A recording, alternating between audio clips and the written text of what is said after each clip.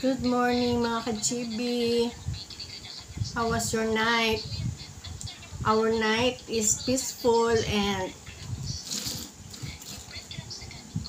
wala nang akong naramdaman guys, yung aftershock. Buti nakatulog din ako. Nagpray lang talaga ako for God's protection and sa aming lahat dito guys. Hope okay lang din kayo.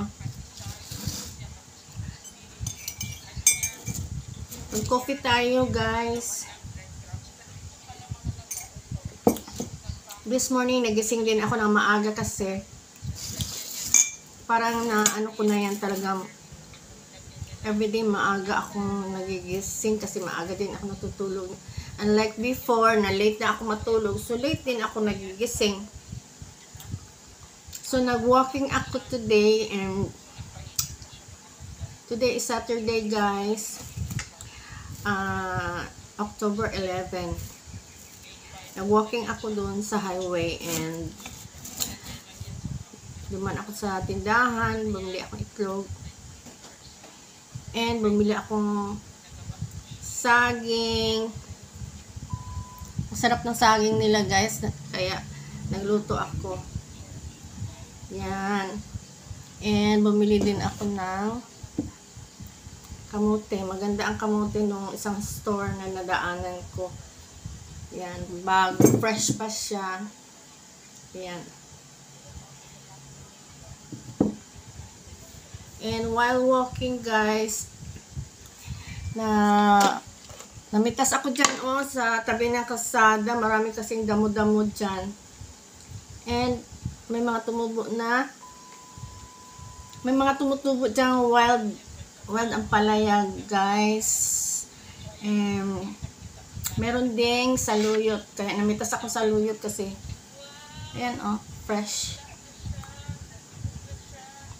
Masarap pa. Ipaksiw yata ito or ihalo ko sa pritong isda. Pwede naman daw. Lagyan ng kamatis. Yan. Favorito ng mga Ilocano at saka mga Andi pala. Yung isang lalaki doon, namitas din. Sabi niya Ilonggo daw siya. Paborito din nila ang this is Tagabang in Ilonggo. Itong saluyot. Yan. Rich din to in vitamins and nutrients. Kaya masustansya to guys. Organic pa siya. So yan guys. Buti nakatulog ako maayos. Kasi baka maglindol. Natakot din ako baka maglindol. Ganun na hindi ako magising. Praise God. For safe throughout the night.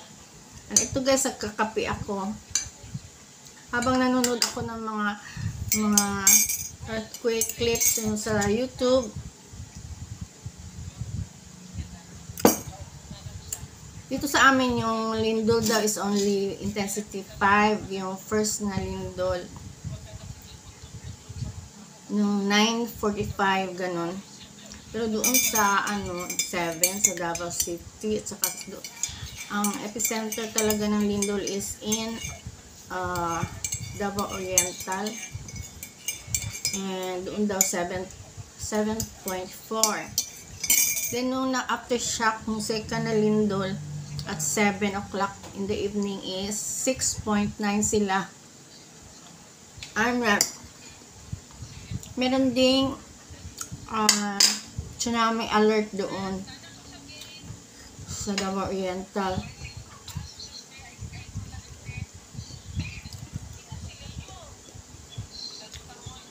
Let's pray for them na wala ng mga aftershocks. Mga malakas na aftershocks guys.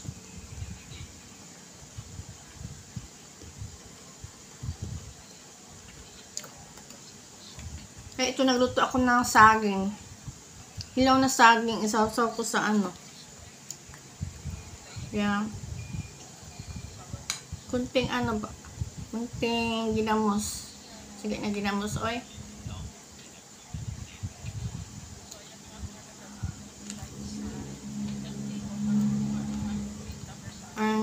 kalamansi and suka.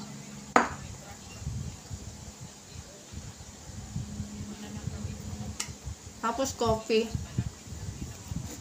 Itong inumin ko guys is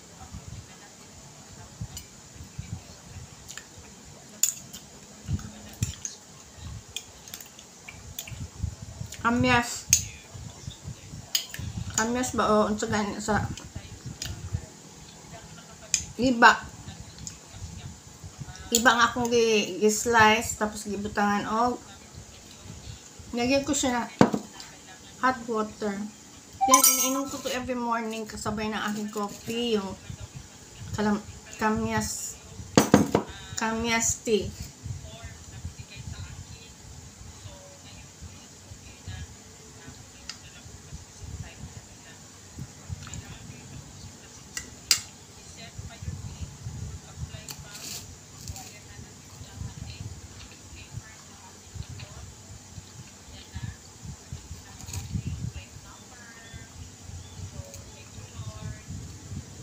Kain guys.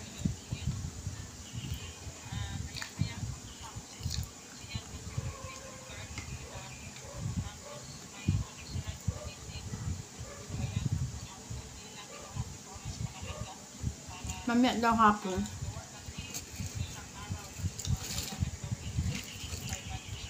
Meron kaming meeting ng batch namin ng high school.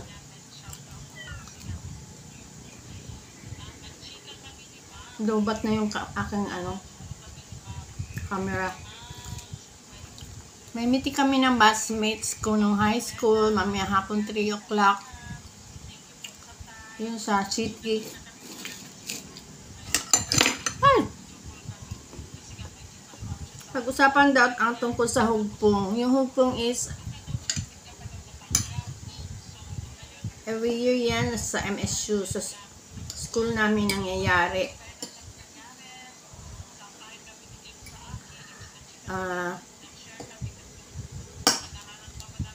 Lahat ng alumni guys, lahat ng batch, kita-kita sa MSU, sa school namin.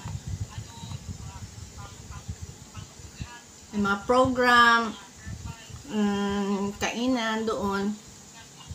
So that's every day, every year. Every December. So mag-prepare daw, yun ang aming pag-meetingan mamaya.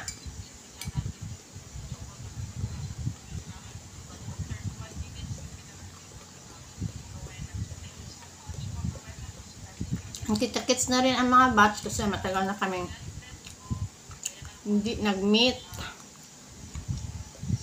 Sana nga makapunta ako.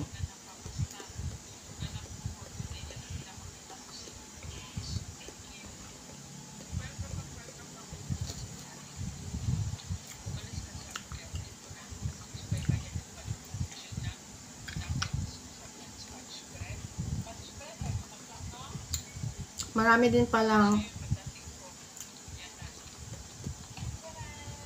dumuho ng mga bahay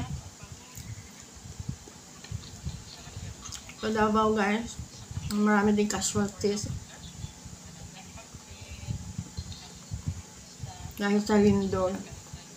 So let's include them in our prayers.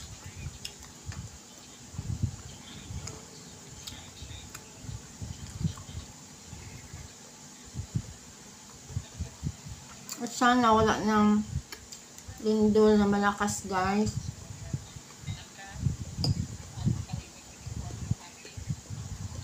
Dito sanay na kami ng lumilindol pero mahina lang, bagal lang.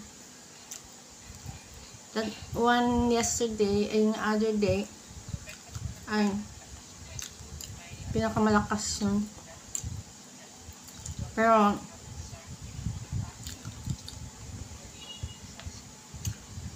meron pa palang malakas yung mga previous years. Tagal na.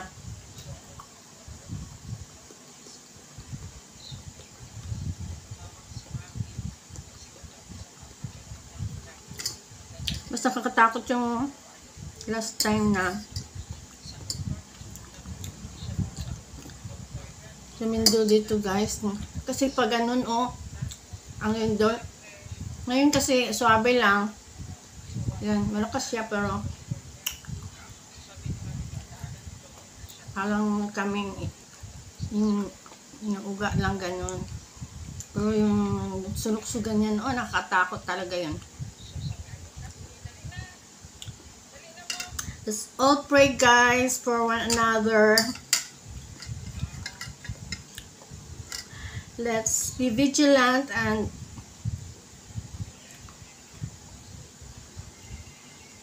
we don't know what's going to happen next. Let's just prepare ourselves. Like, let's just be vigilant like those in the Bible, guys. Story sa Bible na 10 virgins. Nag-aantay sila sa kanilang master na dumating. Ang 5 ay natulog muna. Kasi matagal pa daw dumating yung master nila. But the other 5 prepare themselves. Nilagyan nila ng mga oil ang kanilang mga lamps para prepare sila pagdating ng kanilang master anytime. So sana ganyan tayo. Lagi tayong handa, guys, sa pagdating ni Lord. Handa tayo.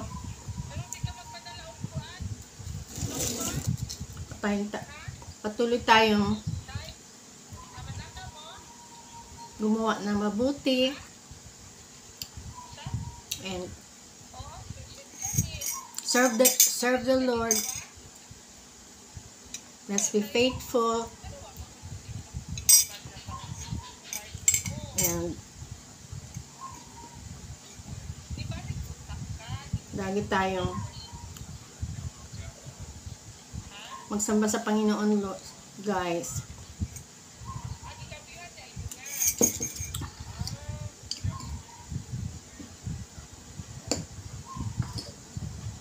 Till here na lang, guys.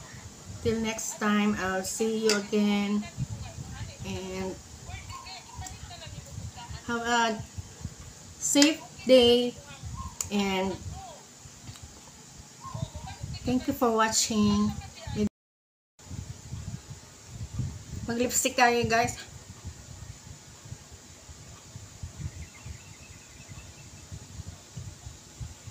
Slight lang. Kasi namutla ako sa suka. Sausawan ko ng saging pag-uong na may suka. Pala, guys, nakalimutan ko. Shout out sa aking brother-in-law, Nick Engineer, Nick Espesor. Happy birthday! May the Lord bless and keep you. And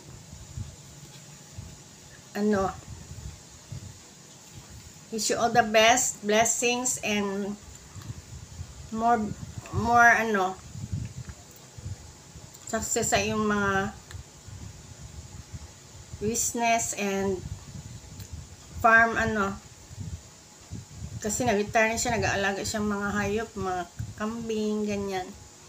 May manok, pabo, sa paiyang alaga, na ba siya baka. And God bless you.